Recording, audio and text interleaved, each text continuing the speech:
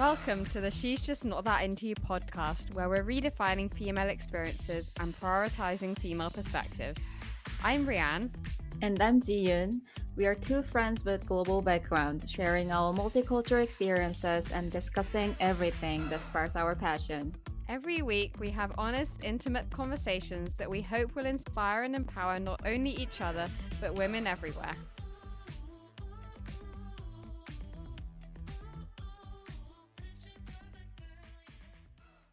Hello, everyone, and welcome back to the She's Just Not That Into You podcast. I'm your host, Rianne. And I'm Jiyun. And today we're going to be talking about how to surround yourself with the right friends. Right.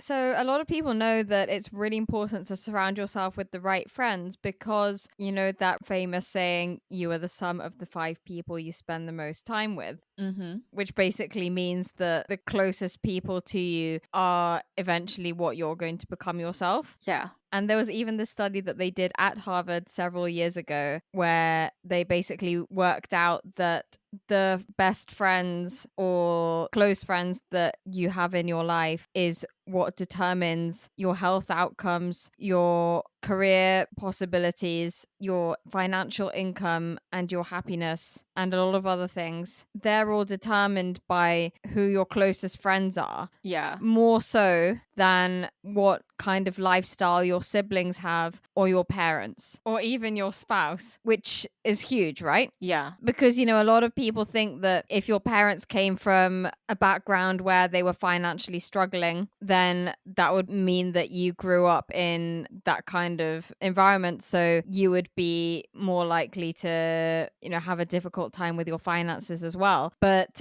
actually, what situation your parents are in financially doesn't have anywhere near as much of an impact as what the financial situation of your closest friends is. Which I guess is also sometimes interlinked as well, because I guess if you grow up in a certain financial background, then you're more likely to become friends with people who have a similar financial background to the kind of environment that you grew up in as well. So I guess that happens as well. But like, it's just so crazy to think that your friends just really impact your life and your life outcomes way more than your parents do, even though they were the ones who raised you, and you know, it was their family home that you grew up in. Yeah. And even for health and also obesity and things like that, apparently you're way more likely to become obese if your closest friends are. Interesting. Yeah, and that's a way more important factor than whether your parents are obese or whether your siblings are obese. And also, your friends determine all your life outcomes, not just more than your parents and your siblings, but also your spouse as well. That was a crazy thing as well, right? Because you would think that if you're living together with someone, then you would naturally pick up on their habits and their lifestyle and everything. But it's actually your closest friends that apparently dictate how your life turns out. And I actually have a personal story to tell about this. Okay. In case anyone doesn't believe me. So my father passed away about 8 years ago. Basically, he got sick and then he passed away from a physical disease. But he'd always had a very unhealthy lifestyle until that point because he drank a lot of alcohol. You know, basically, he was an alcoholic. And I don't know if the disease he got was directly related to the alcohol consumption, but I feel like if he hadn't got that disease, he probably would have got some other disease anyway, because his lifestyle was just so unhealthy. Also, yeah, he passed away when he was quite young as well. He was 60. So, you know, it was a prematurely early death. Right. Which I think was mostly linked to his lifestyle choices. And it's so crazy because his best friend growing up, who he was really close with, and they spent a lot of time together, especially when they were younger, he passed away in the same year as my dad did. Oh my God. His best friend got, I think it was liver cancer. And his best friend was an alcoholic as well, right? His best friend drank a lot of alcohol too. And they were the same age. So his best friend also died prematurely early, right? Yeah. In the same year, at the same age. And when they were growing up together, they would drink a lot of alcohol together. Obviously, like British people drink so much alcohol anyway. It's just such a big part of the culture, and also British people start drinking alcohol from a very early age, maybe compared to other countries. Because I think in the US, for example, it seems quite strict and the drinking age is 21, right? Yeah. I think it's just quite easy for teenagers to get hold of alcohol in the UK. Mm-hmm. So my dad and his friend, they started drinking together when they were about 10 years old. Wow. Yeah. They would go to the beach and drink beer together when they were 10. And When they were 10. Wow. yeah, but like that's just like a normal British childhood for a lot of people in the UK, right?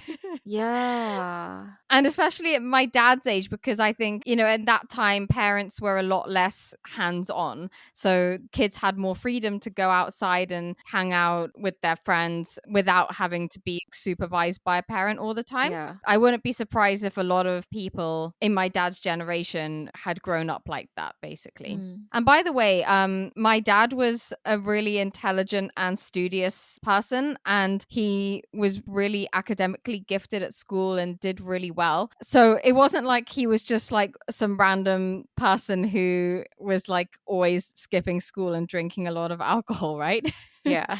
So whatever he did with his friends, that had such a big impact, I think, on his lifestyle choices later on, because his best friend also became an alcoholic as well. Mm. And they both died prematurely at that early age, right? Mm. It's just so crazy because my dad's parents, neither of them were alcoholics. They both led quite healthy lifestyles. And my dad's siblings are all still alive and healthy now as well. Yeah. And one of them is really into health, actually. He's like super healthy and into fitness and everything. And then my dad's spouse, so my mum, who he was married to for a long time. They must have been living together for over 30 years before he died, right? So it was a really big part of his life, right? Half of his life he spent living with my mum and just spending all his time with her. And my mum is like the biggest health freak on the planet. Like, she doesn't drink any alcohol. Mm-hmm. She doesn't even drink orange juice because it's got too much sugar. My mum is just so extreme with the health, Yeah. right? So anyway, her lifestyle is super healthy. And then my dad's, you know, his siblings and his parents were healthy as well. But his best friend and him, they were both unhealthy and they both died prematurely from lifestyle related physical diseases, right? Right. Yeah, that really made me realize, wow, yeah, your health outcomes are just really related so much to who your best friends are. Yeah, so true. Anyway, so our earlier podcast episode that we did a few months ago about making friends as an adult was actually one of our most popular podcast episodes so far. And I think it did resonate with quite a few people because, you know, it is really hard to make new friends as an adult and also maintain your current friendships. Mm-hmm. And given that, it can be even more confusing when you realize that you also have to make sure that you surround yourself with the right friends. On top of all that, you know, like if it wasn't already hard enough to make friends as an adult, then it's even harder and more overwhelming when you have to worry about whether the friends you're surrounding yourself with are actually going to be a positive influence in your life or not, right? Mm-hmm. And I don't want people listening to feel overwhelmed or disheartened by all of this stuff I'm saying. I think it's actually very empowering because it's empowering to know that your friends have such a big impact on your life outcomes rather than your parents and your family. Because you know how they say you can't choose your family, but you can choose your friends, right? And if unfortunately the family you come from isn't aligned with your values or isn't supportive of what you hope to achieve in your life, that actually doesn't even really matter because we have the power to change the course of our life by choosing the right friends. And in this episode, we're going to be talking all about how you can choose the right friends for yourself. And I guess our podcast is about female empowerment. So I also wanted to add a female perspective to this as well, which is that I feel like for some reason, women struggle with this thing of surrounding themselves with the right friends more than men do, because I feel like men struggle with friendship in terms of feeling lonely because of a lack of friends, and then, you know, struggling to reach out to new people to make new friends because there might be a bit of social pressure for men to not be so open about trying to make new friends with people and things like that. But I think when women struggle with Mhm. friendship, it seems to be that they struggle with being surrounded by friends who they don't really click with, and they end up in groups with other women where, you know, everyone gossips about each other secretly behind their back, and people get jealous of each other, and they're not like really, really truly friends, but then they still spend a lot of time with each other over and over again, and then they can't really get out of that group.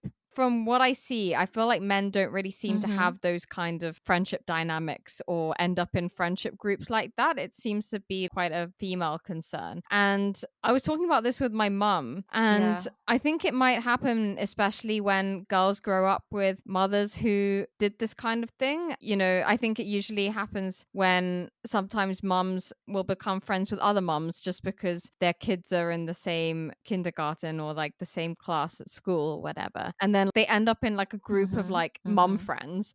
And then they don't really actually like each other or connect on like a personal level, but then they feel like they have to keep hanging out with each other, even though they don't really like each other that much. And then that kind of thing just becomes so Mm-hmm. normalized. And then girls who grow up with mums who do that kind of thing think that it's just like what they have to do as well. I think they are more likely to end up in friendship groups like that Yeah. and not really realize that it's not healthy or productive. Mm-hmm. And I think I was very lucky because my mum never did stuff like this. Mm. And she just really doesn't like being in groups like that. Yeah. And she's quite opinionated and has slightly unconventional ways of thinking. So she doesn't really like doing stuff like that. And she always encouraged me to never get into those kinds of groups and to surround myself with the right friends. Mm-hmm. So yeah, I think I was lucky in that respect. But I do feel like a lot of women do end up in friendship dynamics like that. And then it's just really hard to get out of. Yeah. So, yeah, should we talk about how we personally choose who we think is going to be the right friend for us? And, you know, what do we look for in a friend and stuff like that? For me, I think the key to finding the right people is first recognizing how rare and valuable they are. Like as we get older, our social circles naturally like shrink for so many different reasons. Like maybe it's because we've already like found our group of people, or maybe we've grown tired of the effort it takes to meet new people. But building meaningful connections and making really good friends requires a lot of energy, vulnerability, and also patience. Just think about it, like there are almost like 8 billion people on this planet, and I can guarantee you that there are thousands and thousands of people out there who are like you, who think like you, who share your values and your way of thinking and your POVs on life. But the challenge is just finding them, right? And to do that, I think we just need to be willing to put ourselves out there. You might have to like meet 10 or 12 or even like 100 people before you find someone who truly resonates with you. And I think that's totally okay. Like every interaction teaches you something, like who you can connect with, or who drains your energy, or what kind of people make you feel at home, and so on and so forth. So I think it's important that we start this process as soon as possible when we are like younger, because the older we get,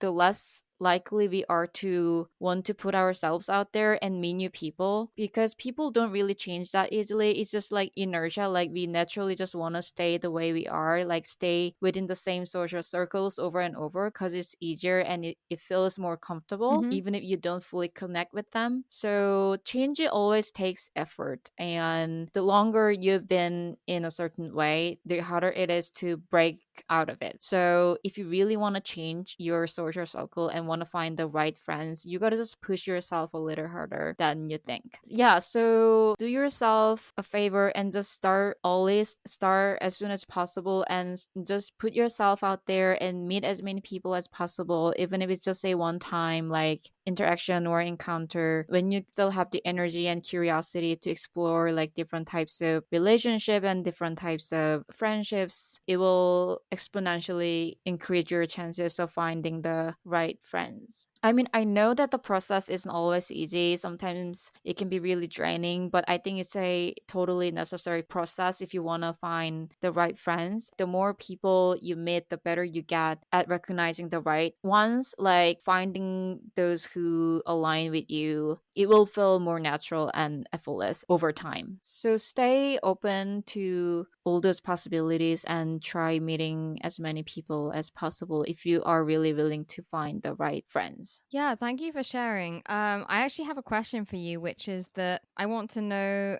how you personally have avoided getting into unhealthy friendship dynamics or being part of a group of friends who you don't really click with. Oh my god.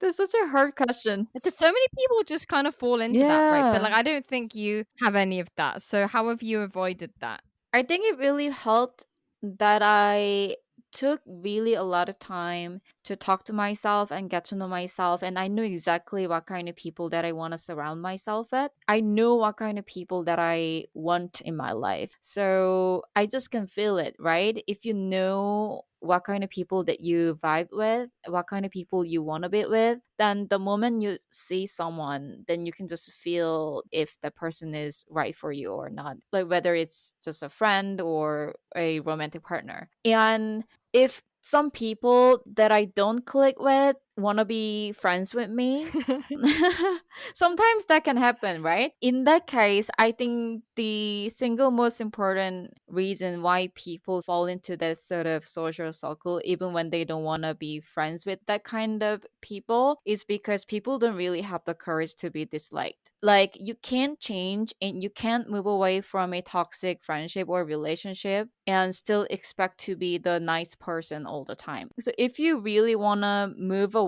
from a toxic relationship or toxic friendship, or move away from a social circle that you don't like, then at some point you gotta just choose yourself over keeping everyone happy. Because a lot of the time, people are afraid of making people unhappy, and people are afraid of being disliked by the people they used to hang out with. But you can't satisfy everyone. You just gotta like choose yourself and sometimes just make a decision because it really affects your life. And like you said in the intro, the people we surround ourselves with have a tremendous impact on our life. So yeah, have that courage, then it'll be easier for you to not fall into that kind of toxic friendship. So, what kind of things do you look for in someone? Because you said that you know if they're going to be someone that you vibe with or not. How do you know? It's really hard to explain, but like for me, the biggest thing is whether I feel safe around them. Like, not just physically safe. I mean, obviously, I want to be physically safe if it's a heterosexual relationship with a romantic partner. But when it comes to like a friendship, I want to feel safe emotionally. Like, I want to be surrounded by people who see the good in other people instead of constantly like looking for flaws in people. Wait, but I don't see the good in other people.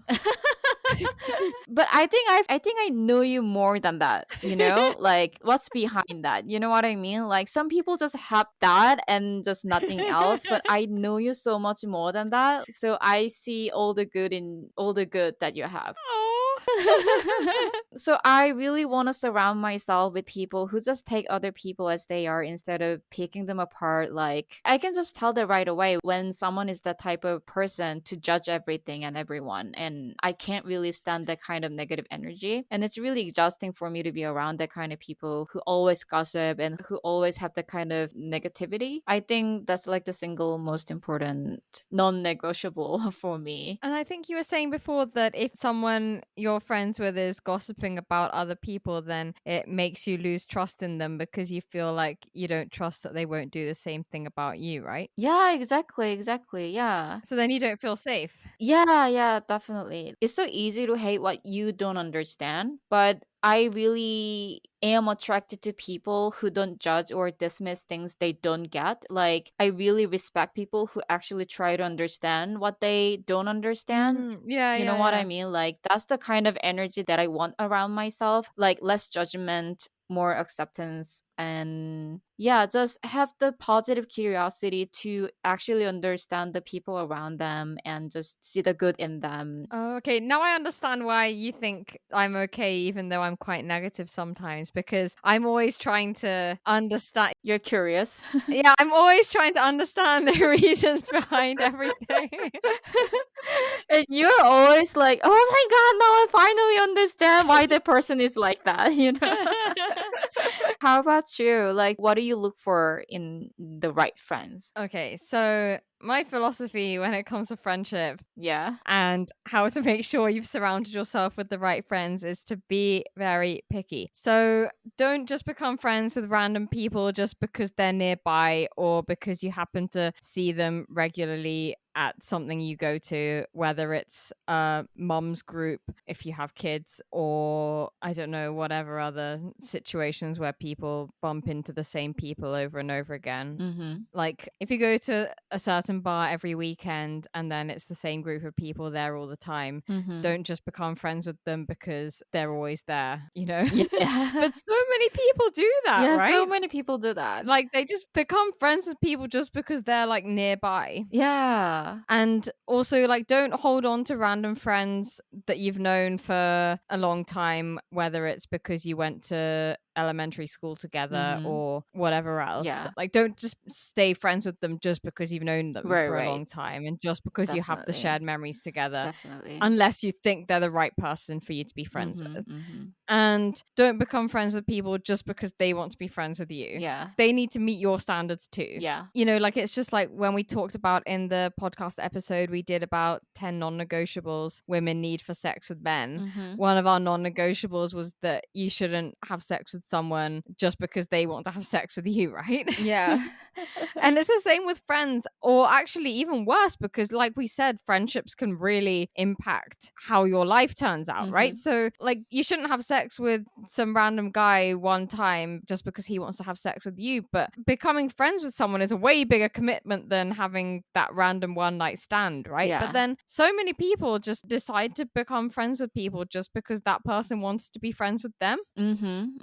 So which true. is so crazy. They need to be meeting your criteria as well, right? Yeah. But at the same time, I'd also say this is where maybe the contradictions in my personality come in, but you also have to be really open-minded about where and how you can meet those people. You know, like as a lot of people who've been listening regularly might know, June I met really randomly on an online conversation exchange website, Oh my right? God, yeah.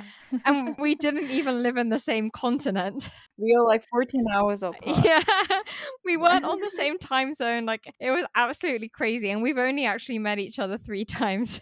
Yeah, only 3 times, and we are doing a podcast together Yeah, now. we decided to work together when it was our first ever video call, right? Yeah. Oh my god. But we became best friends, right? Yeah. So that just goes to show that you shouldn't be friends with people just because they're easily accessible geographically, right? But you won't meet the right people unless you're open-minded about where and how you can meet them. Yeah. And now I just can't imagine what my life would be like without June, Oh my right? God. Yeah, same with that. And speaking of which, this kind of makes me want to briefly talk about the importance of thinking about whether you're making friends with people for the right reasons.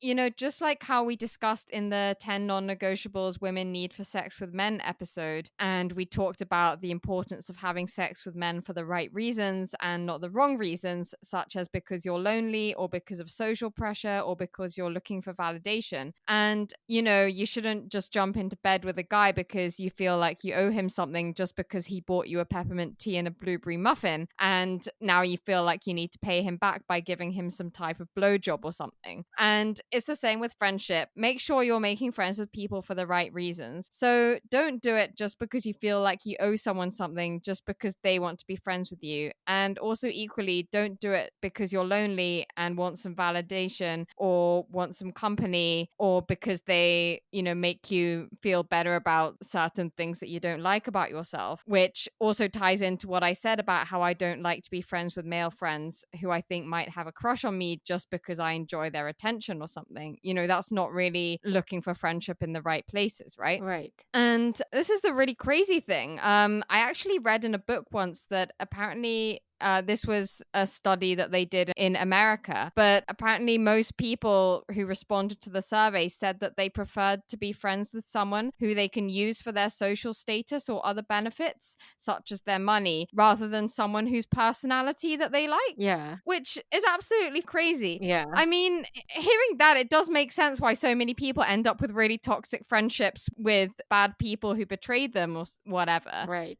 Or they end up with hundreds of fake friends but no real friends. But yeah, it's just so crazy. I mean, I could do a whole other separate podcast episode just on this topic.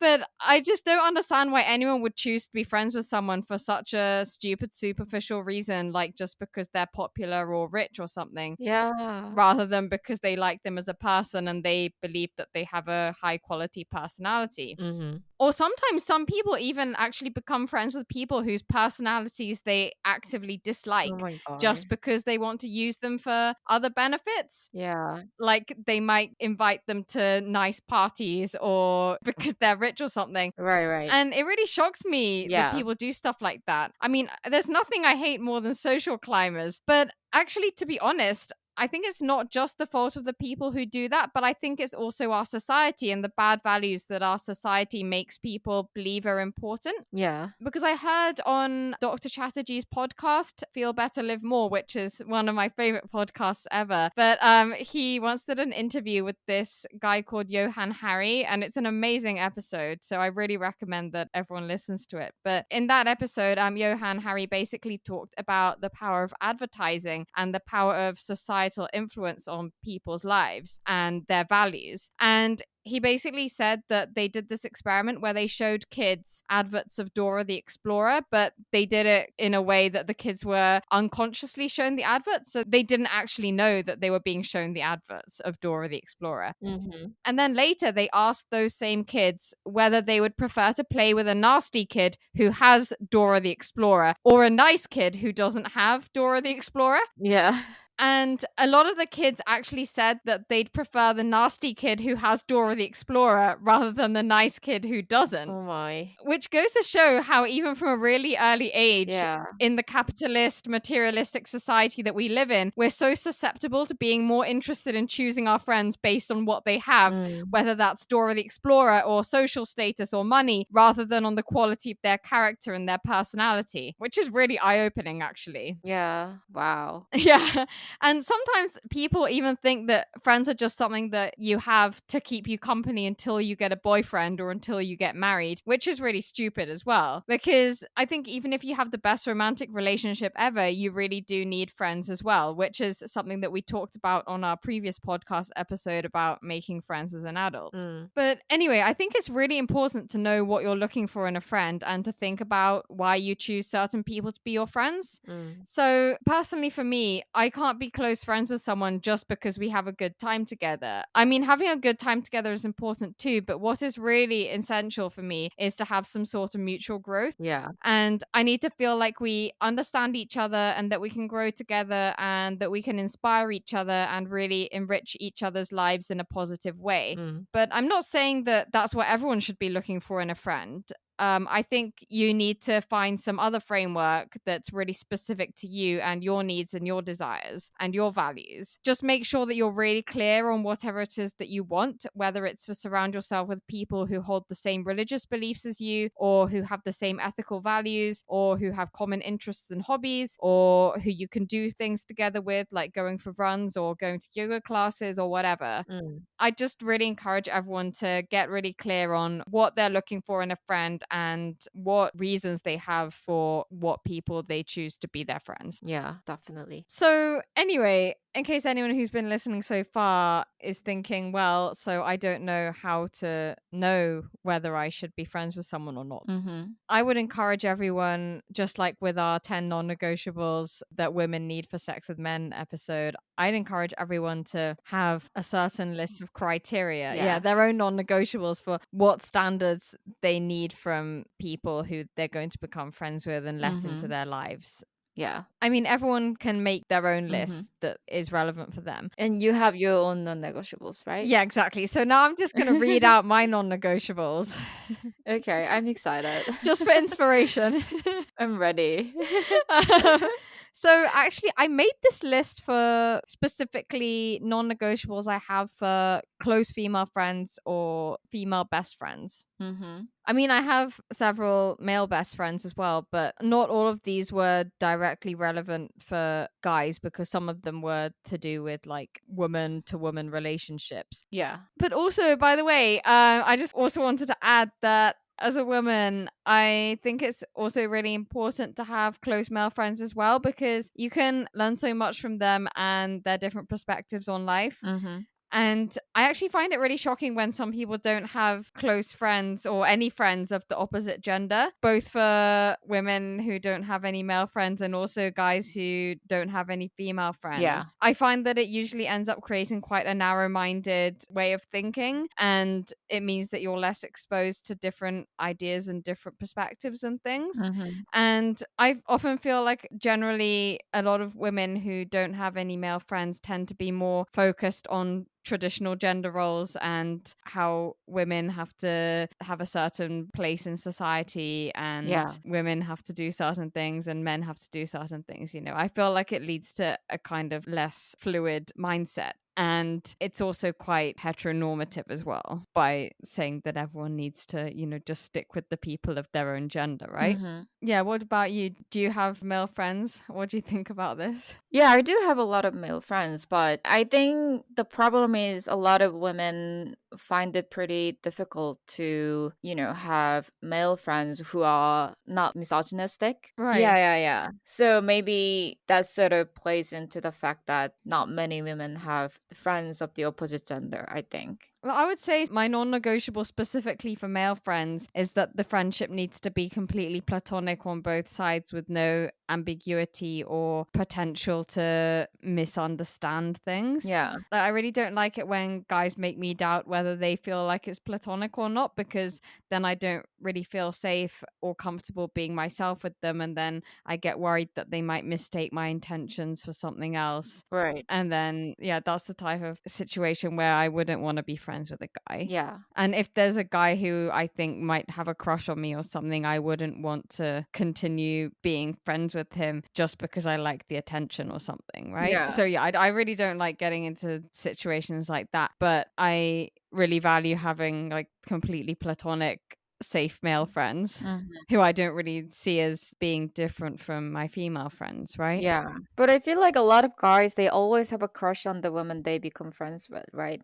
I don't know. Well, because I actually saw this meme recently that said the problem is that girls become friends with guys who they don't find attractive and guys become friends with girls who they find attractive. Exactly. That's what I'm talking about. Like, I feel like so many guys, they don't have that sort of mentality that there is a friendship that's completely platonic with women. But I know that there is exception because I do have male friends as well, but it's just pretty difficult.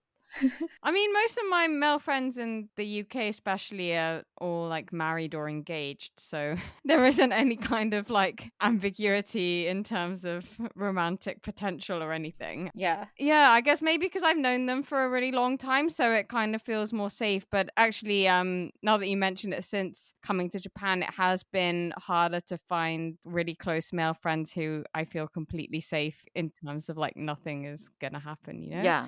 I think it's incredibly more difficult to have male friends in Asian countries. Oh, yeah, maybe. Because the meme that you just mentioned, I feel like that's exactly the case in Asian countries. I don't really know about other Asian countries, but like especially in Korea, I think it's totally relevant. Anyway, I'll read out this list. I'd say my non-negotiables for male best friends are pretty much similar, just without the stuff that would be only relevant for women. Mm-hmm. I'll read out the list. It's in no particular order. Okay. Okay, 1. They can't be a fangirl. Mm. As in, I don't want someone who kind of puts me on a pedestal and looks up to me. Yeah. because they need to be my equal for me to want them to be my best friend. Or they have to be someone that you can respect as much as they respect you, right? Yeah, exactly. Yeah. Yeah. You know how in Gossip Girl, how Blair has those two friends who I think she calls her minions, and they kind of like follow her around like they're like her fans. Yeah. But then like I don't think she's like really, really friends with them, because even though they spend a lot of time together, I feel like her true best friend is Serena, because Serena isn't her fan, right? Yeah.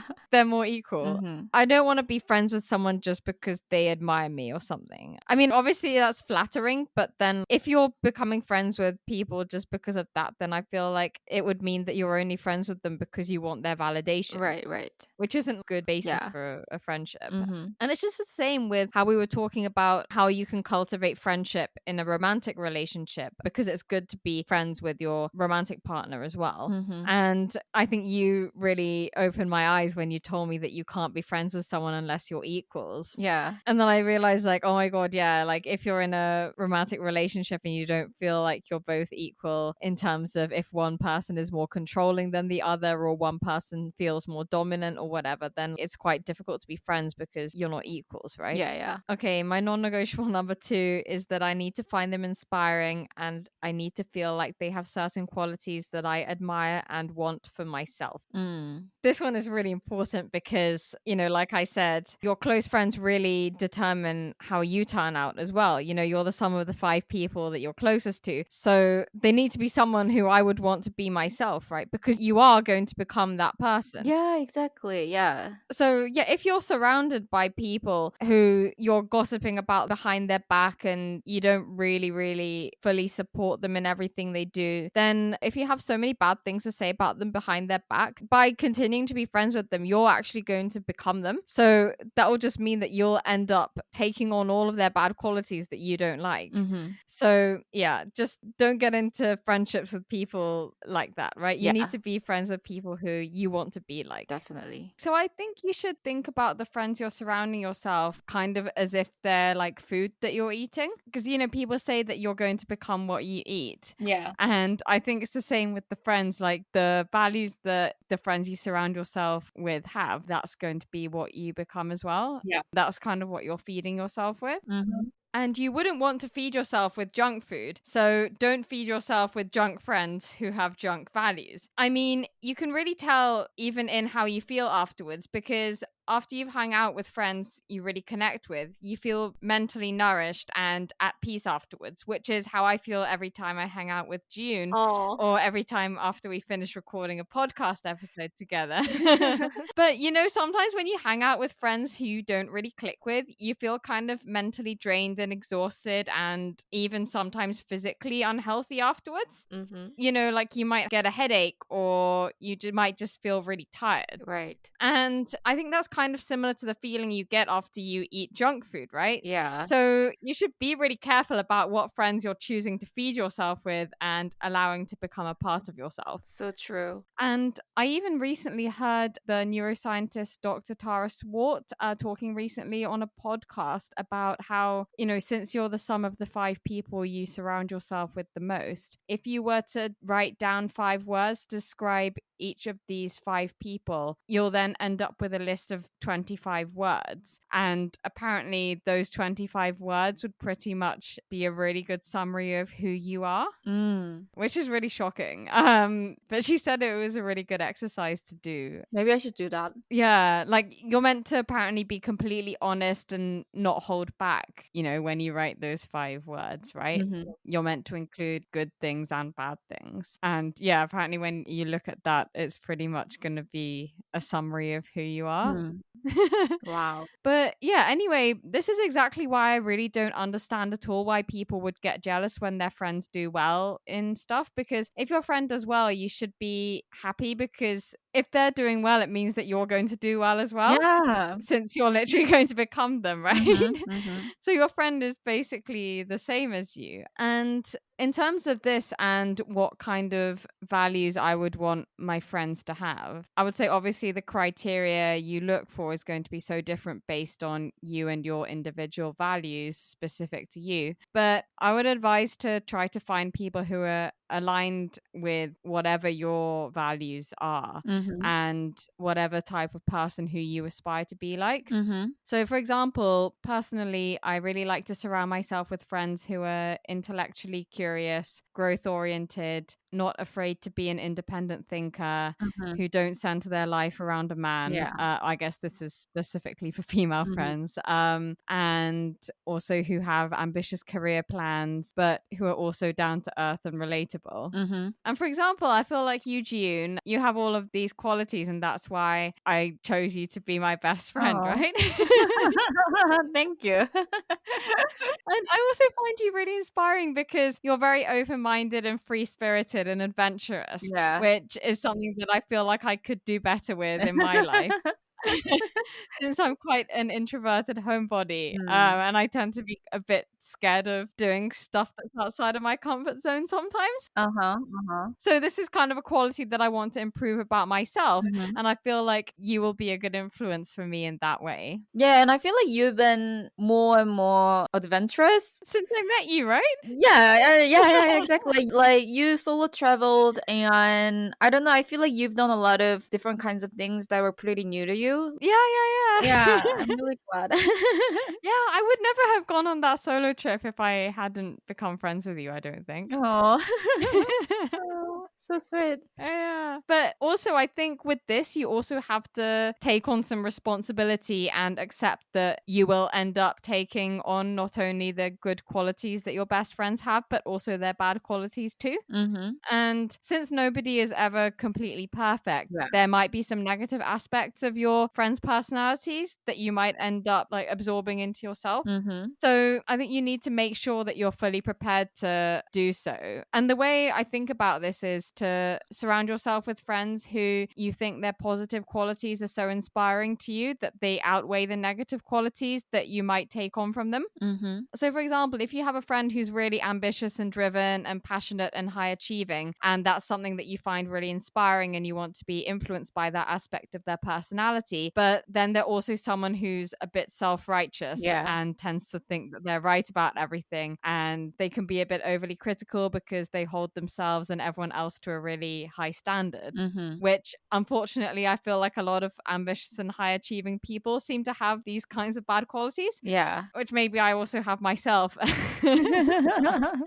But anyway, so in that case, like that's not really a super positive personality trait that you would want to take on for yourself, but it could be worth it to surround yourself with that type of person for the benefit of feeling inspired by their career ambitions, for example, Yeah. rather than surrounding yourself with other friends who may not be self-righteous, Mm-hmm. but they might have all these other bad qualities that are going to be worse. Right. For example, maybe they're people who don't have any standards or values, or they don't have a strong purpose or passion in their lives. You know, maybe they're lazy procrastinators, or they're living lives that are lacking in purpose, or they're living their lives centered around their male partner rather than focusing on their own career goals. Mm-hmm. So, you know, you need to pick which one you'd rather be, Yeah. kind of like picking the lesser of the two evils. All right. And in this situation, I personally would way prefer the friend who's self righteous and critical, but who is ambitious and driven and has high standards, Yeah. rather than surrounding myself with friends who are lacking in purpose, because I'd personally prefer to become someone who's self righteous Yeah. rather than someone who's lacking in purpose and who doesn't have any Yeah. standards or values and who doesn't stand for Mm-hmm. anything. Yeah. Yeah. That's kind of how I see it. Yeah, so true. So true. Okay, number 3. This one is a specific thing for female friends, but they have to be a girl's girl.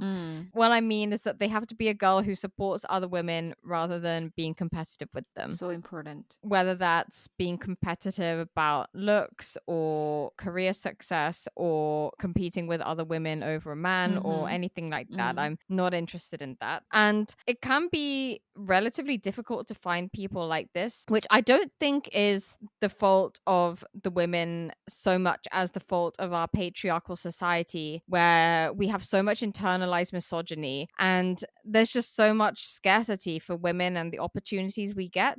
So because we don't have an abundance of opportunities, a lot of women live in this fear that there's not enough to go around. So they feel like they need to compete with other women to get certain things. So I don't think it is the fault of the women who turn out that way. Yeah. I think it's the fault of our patriarchal society and the values that our society has instilled in women. But even so, I don't like to spend my energy in that kind of environment. Yeah. And also, I don't aspire to be that kind of woman myself. Mm-hmm. And I don't want to be friends with someone who I don't aspire to be like. Yeah. So because of that, I don't want to surround myself with women like that. Mm. Number 4, they have to be someone I feel comfortable having deep conversations with and being myself with. Mm. And I think related to this, they have to be someone who's empathetic and not judgmental, because I think that's really important in making me feel comfortable to be myself. Yeah. If I feel like someone doesn't really understand me, and if I feel like they're kind of judgmental about my opinions that I have or certain experiences that I've had in the past or anything like that, then it makes me feel really unsafe, like you said. Yeah. And I feel like I can't really be myself. Mhm. And then I don't really feel comfortable having deep conversations with them. So true. Yeah, I think this is also so related to not being a fangirl. I feel like I can't feel comfortable being myself with a fangirl because I feel like they might have all these unrealistic expectations of me and they might not really understand me or see me for who I really am, Mm-hmm. which is actually my biggest fear, apparently. Not being seen for who I really am. So true. Yeah. But to be able to do that, we need to show like exactly the way we are, right? Yeah. But that's the hardest part, I think. Yeah, definitely. But if you find someone who you feel really comfortable with, then you do feel more comfortable to show who you really are, right? Like just like you and me. Yeah, exactly. Number 5, they have to be someone who's considerate of other people's feelings. Mm. What I mean is, like, if there's someone who, if I'm trying to meet up with them and then like they always end up turning up late and they don't really apologize for it, just like little things like that. I mean, like I don't really have any friends like that anyway, because I try to avoid those types of people. But yeah, just someone who's considerate and Yeah. cares about other people's feelings and like Right. respects other people. Number 6, they have to be fun and not boring. Mm. Obviously, this is like a really subjective thing. I'm not saying that they have to be fun in an objective way. I just mean that they have to be someone who I find fun and who I don't feel bored with. Mm-hmm. It's really important. Yeah, exactly. Because like we have so many difficult things that we have to go through in life, and spending time with your friends shouldn't be a chore, right? Exactly.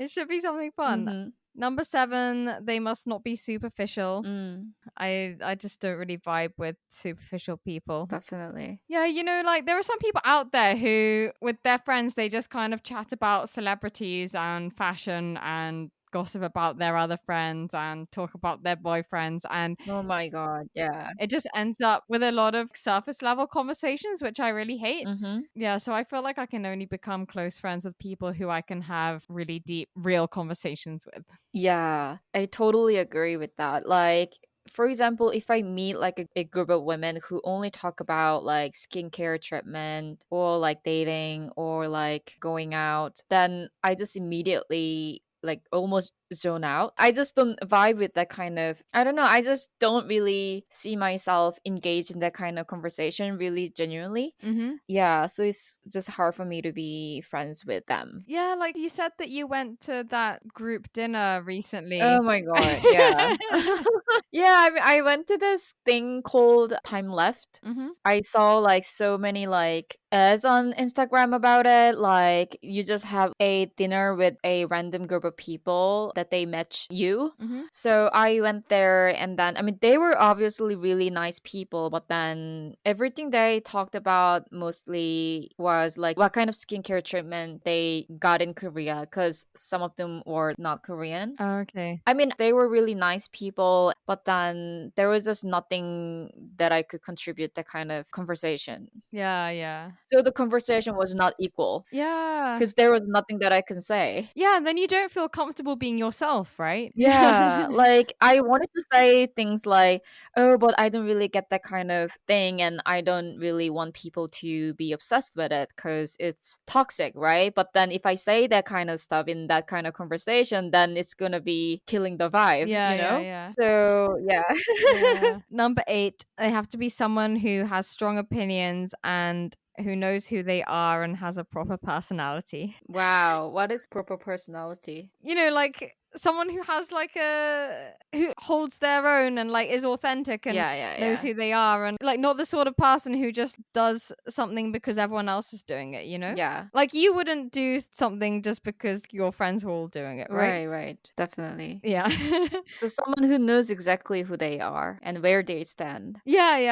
And who isn't afraid to like be a bit unconventional or whatever, you know? Right. Yeah. Yeah, because like I don't really understand why anyone would want to be like everyone else. Because I mean, why would you want to be like the average normal person on this planet, right? Because the average person is obese, has a lifestyle related disease, is struggling financially, hates their job, is depressed, and is in an unsatisfactory marriage. Just if you kind of look at all the statistics and everything, right? Mm. So it makes no sense to want to be like everyone else and not challenge the status quo. And sadly, I feel like in the patriarchal society that we live in, if we have all these women who just go along and live their lives in a way that everyone else is living it, we are going to all be unhappy and unfulfilled, and we'll end up living our lives for other people. Mm. Because we need to be the ones to make the change, right? Yeah. Because otherwise, all the patriarchal norms and everything, they won't change unless we try to change what the status quo is. And women who try to live like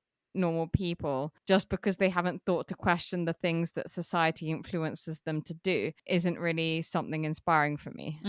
Yeah, exactly. Number 9, someone who doesn't tolerate shit from men. I think that's quite self-explanatory. Yeah.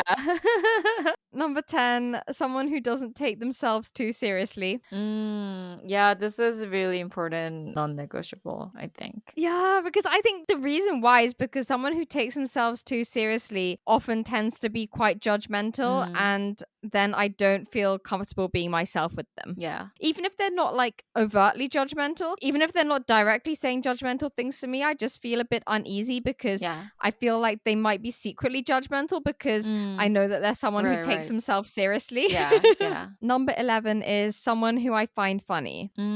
Again, this is obviously very subjective. So I just mean someone who's funny to you, right? Yeah, someone who's funny to me. So then I can have fun.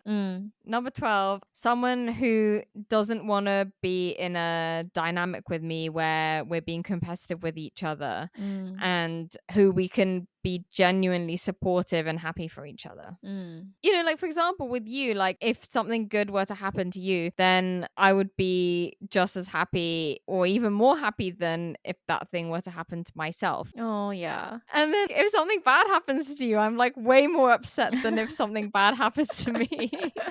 Oh my god, yeah. But I feel like so many people get into these friendship dynamics where they like secretly want their best friend to have some massive failure or they like secretly get upset when their friend has some success, right? Yeah, exactly. Yeah. Yeah, I don't want to be best friends with someone who I'm in that situation with, right? Yeah, so true. Especially as women, because I feel like we have so much discrimination and things against us in our lives anyway. So we shouldn't be surrounding ourselves with other women who are going to hold us back or try to hold us back, right? Right, exactly. Number 13 is someone who I feel comfortable telling them directly to their face if I'm upset about something they did or said, rather than having to talk about it behind their back. Yeah. And pretend to them that everything's fine. I think that kind of open communication is really important in a friendship. And it's actually really hard to find people who you feel that comfortable with. Oh, it's really hard. Yeah. But I think you feel comfortable with me, like telling me when you think that I need to. Yeah, that's why we are best friends. As my older sister, I think you feel really extra comfortable. Yeah, more comfortable. I'm always worried about you.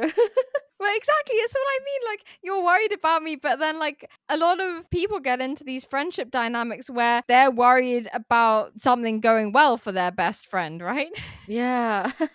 Because they'll be, like, getting jealous about it or something, Yeah, right? they're worried if they are gonna be better off. Yeah. Okay, non-negotiable number 14. This is my final one. Someone who's not too girly, which before we recorded this episode, I was a bit worried would seem like something that's misogynistic. Uh-huh. But actually, June and I talked it over, Yeah. and I felt better about it when we re-clarified it. Yeah. As what I mean is that I only want to be best friends with women who don't have traditional ideas about gender roles. Right, definitely. And who aren't kind of internally misogynistic and feel like women have to have a certain place in society and men have a certain place in society, you know? Yeah. You know, like, you know, the kind of women who think their wedding day is something really important to them and that's all they want to talk about and that's all they think about. That kind of woman who adheres to those kinds of traditional gender roles isn't someone interesting or inspiring for me at all. And you can actually listen to our earlier podcast episode about why wedding culture is toxic and misogynistic if you want to hear more of my thoughts on this. Yeah. Because I feel like people like that tend to not be feminists or they're not as interested in female empowerment, which goes against my values. Right. Yeah. It's so important. I mean, yeah, I'm doing this podcast. Yeah. Okay, so that was the end of my non-negotiables. It's such a great list. Thank you, everyone, for listening. But yeah, as I said, it's actually really difficult to meet everyone who fulfills all that criteria, which is why, compared to the number of people that I encounter, I relatively have very few close friends. I mean, even if someone like only satisfies like maybe 7 non-negotiables from your list, I think you can be like good friends, right? I don't think so. Really? Like, they're all non-negotiables. Okay. Yeah, but I think it's good to be picky because it's just that important to be surrounded by the right friends, right? Yeah, I'm just looking through my list now, and I think even if one of them was out of place, I don't think I would want to be friends. Like you can't compromise. Yeah, I can't think of anything that I would want to compromise on, actually. Yeah. For anyone who's listening who doesn't know, the main difference between me and June is that June is an extrovert and I'm an introvert. Yeah. So June finds it relatively easy to find people to get along with as friends compared to me, I think. Yeah. So what do you do if you find yourself surrounded by the wrong friends? Like, how do you get out of that kind of social circle or friendships? So my advice to anyone who ends up in that kind of situation, which I think I have also ended up in that kind of situation a few times in my life, despite being picky. Yeah. Despite being so picky, I've still ended up in that situation myself as well. Yeah. So it can happen. And if you are in that situation, I have complete empathy for you because I know that it can happen even if you are as picky as me, right? It just happens, right? But if you're in that situation and you've realized that you are, my advice would be that, first of all, you need to really understand that it's really important to be intentional about who you're spending your time with. And it really pays off to make sure that their values are really aligned with yours and what type of person you want to be. Not just because of what we've been talking about in terms of how the friends you surround yourself really determine your life outcomes and everything like that, but also just for your mental clarity and your self-esteem and your relationship with yourself and everything like that. I think it's really important to feel really good and feel positive about the friends that you're surrounding yourself with. You know, also your habits are going to be really affected by the habits of your best friends as well. So if they do things or have a lifestyle that you don't like and you don't want to adopt for yourself, then it is really important to stay away from them. Otherwise, you are going to end up taking on their habits and their lifestyle. You know, like what I said about my dad, right? Yeah. It really does happen. Also, if you find yourself gossiping about your friends or bitching about them behind their back, then they're probably not the right friends for you, because that probably means that there are certain things about them that you don't like.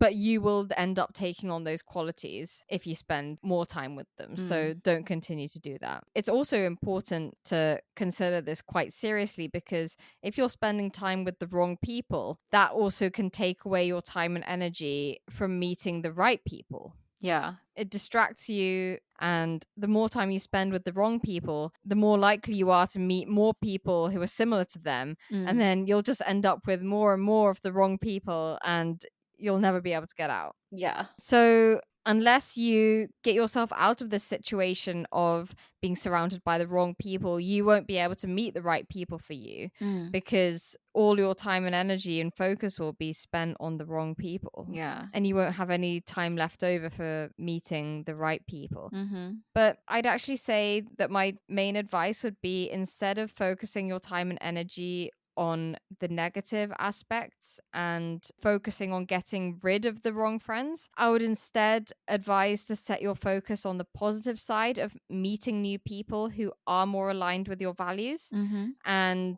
maybe deepening your connections with the people who you already know, who you do think are the right friends, Right. and prioritizing your time and energy around that. Mm-hmm. And by doing that, I feel like your other friends who you don't want to spend time with, who you don't want to be friends with, who are not aligned with you, Mm-hmm. they will naturally fall away. Yeah, definitely. So I would say do that rather than, like, don't waste your time and energy, like, I don't know, sending long paragraphs to those friends to try to cut them out of your life or whatever else. Yeah. I mean, unless that's going to give you the mental clarity that you need to move on. Right. What would you do? I have no idea. So you've never found yourself in a situation where you feel like you're surrounded by the wrong people? I mean, I have, but it's not that I like took really specific steps to get out of the kind of situation. But I think what I did was just gradually distance myself from that sort of social circle. Like you said, I needed to be really intentional. Like I needed to be less responsive to messages, and I needed to decline like party invitations, or I had to like avoid starting contact or something like that, right?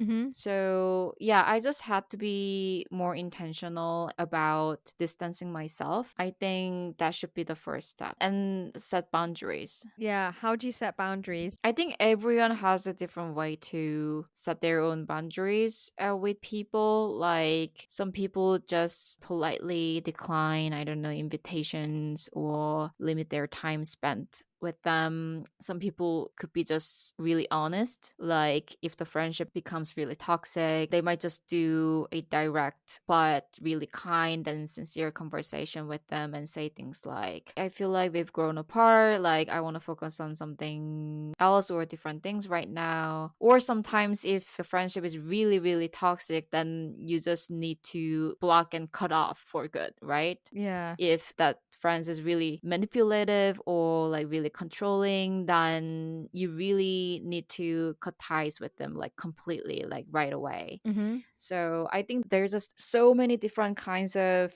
toxic friendships, and depending on how toxic they are, you just need different types of ways to distance yourself. So just try to identify the core issue, like why do you not like them? Are they toxic, or how toxic they are? Like are they negative, or are they just not your type of people? Do you feel drained or disrespected, or do you feel unfulfilled around them? Just start identifying the problem, then you will know what's gonna be the next step for you. Yeah. Good advice. So, how do we meet the right people to be friends with? I think my only advice for that would be just be the right person yourself first. You know how we always say like attracts like? You just can't sit around and wait for some amazing, like high level, like life changing friends to walk into your life when you're not even making an effort to be that kind of person yourself, right? Yeah. Yeah. That's not how it works. Like some people just think that someone will just magically show up and I don't know, change their life and point them in the right direction or something like that when they are just living like shit, right? Yeah. But that's not gonna happen. That's a straight up fantasy. Like you're not in school anymore, and there is not gonna be someone that's gonna just show up magically and guide you every step of the way. Nobody's gonna come to save you. It's really on you. If you wanna be around kind people, start being kind yourself, not just to others, but maybe to yourself as well. Like if you wanna be surrounded by ambitious, successful people, then start putting in the work right now. Like you need to be successful to be surrounded by successful, like-minded people. Like you just can't expect to click with people who are out there chasing dreams if you're sitting around wasting your time making excuses all the time. So the right people, right friends, that will show up when you're moving in the right direction.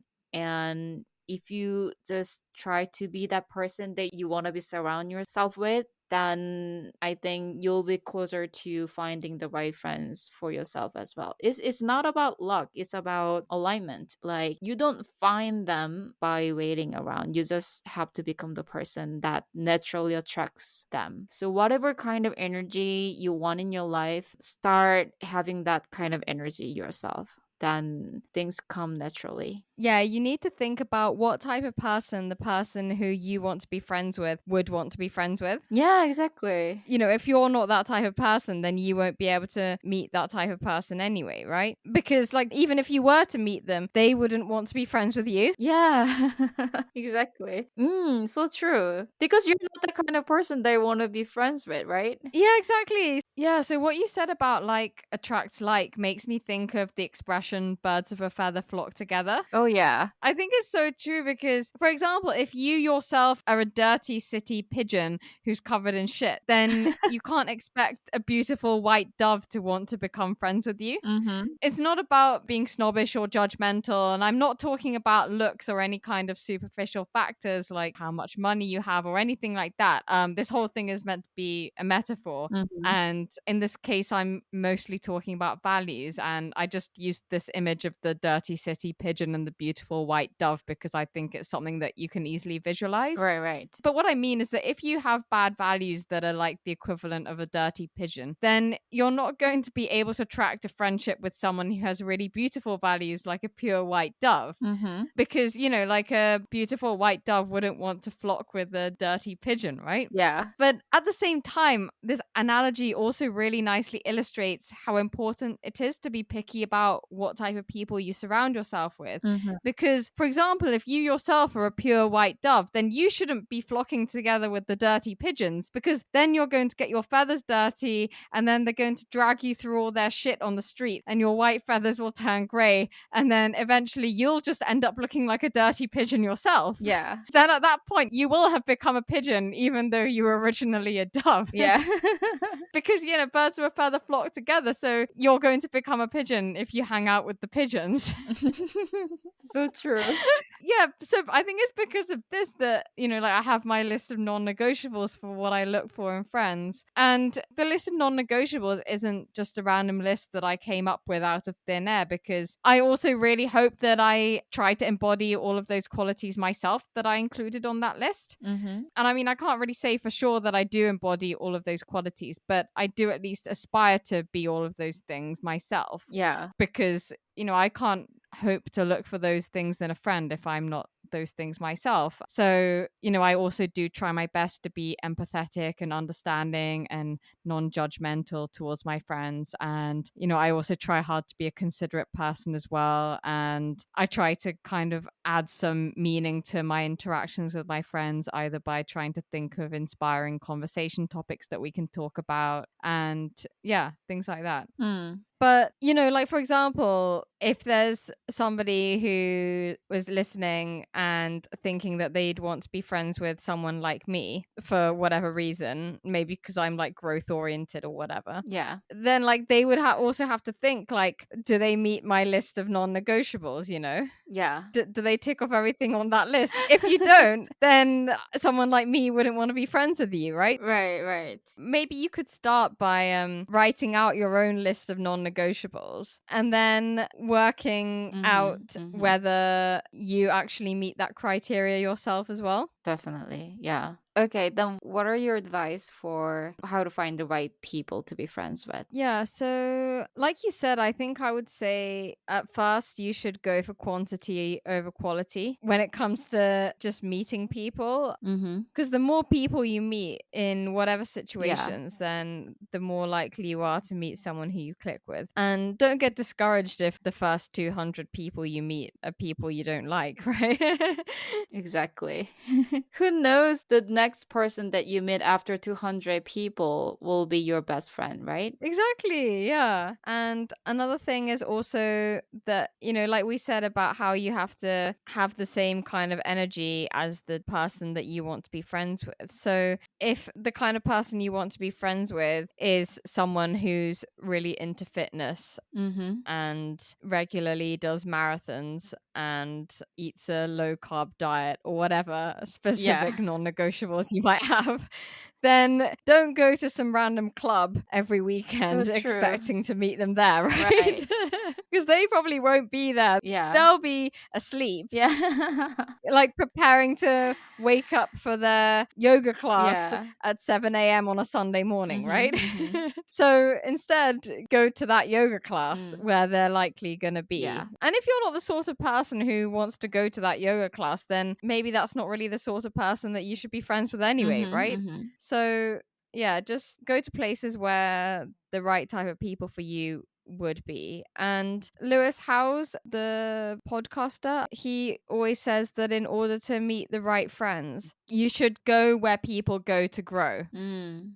For example, if you're trying to meet friends at a bar, then that's not somewhere that people go to grow. Mm. That's somewhere that people go to have a good time, Yeah. right? Or to forget about stuff. So true. But if you go to that yoga class or the therapy course or the meditation retreat or the running club or just places like that where people go to get better at stuff Yeah. and to make themselves a better person, Mm. that's the kind of place where you're likely to meet the right friends. Right. And now I think about it, I think that's kind of how I met you as well, because we met on a language exchange website. Yeah, that's so true. Right? Yeah. It's like somewhere that people go to grow. Yeah. You could even sign up for a pottery class or like a knitting circle or a book club or language classes or whatever. Yeah. Like anywhere that people go to learn new things Yeah. is always a good place to meet the right people, I think. Mm. Another thing is that you could also become a connector yourself and introduce friends to each other. For example, if you have two friends who you think are the right people for you, but they don't know each other, you could connect them and put them in touch. And then for some reason, when you do stuff like that, your network just kind of grows exponentially. And Yeah. then you start meeting more of the right people as well. Totally. And you can even consider building your own community as well. Mm.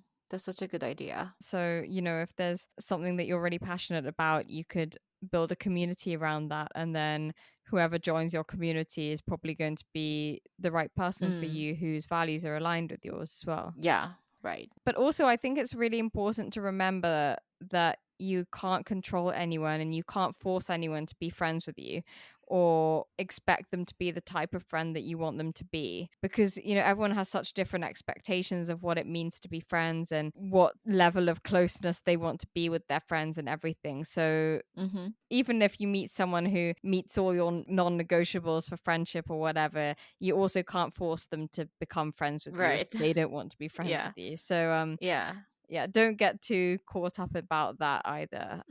I think Mel Robbins' let them theory is good for this as well. Like, oh yeah, it's so good. Yeah. If someone doesn't want to be friends with you, just let them, right? Yeah, just let them. Yeah, I also think it's really important to not expect too much from your friends, especially as an adult, because as we already talked about in our earlier podcast episode about making friends as an adult, at this time of our lives, everyone is so busy with their own lives and their career and everything else that they have going on. So you can't really expect your friends to always be available to meet up regularly and reply to your messages consistently and things like that. And personally, I really don't mind whether I get to meet my best friends regularly or talk to them on the phone all the time or anything like that. I don't really expect too much of them in that sense. Yeah. But, just knowing that we are friends and that I do have them in my life to make me feel inspired, that's what's really important to me. And that's what really matters to me. So I'd rather have a friend that I find really inspiring who I only get to meet once a year than have a friend who I don't find inspiring, but I get to see them once a week, Mm-hmm. Yeah. Quality, not quantity. Yeah, exactly. So today we talked about how to surround yourself with the right people, and the people you surround yourself with, they have a tremendous bearing on your life. So the people you are around, they're going to influence your mindset, your energy, and even your future. So choose them wisely. And we hope this episode could help you find the right friends for you. Yeah, definitely. Thank you so much for listening. Thank you. Bye bye. Bye.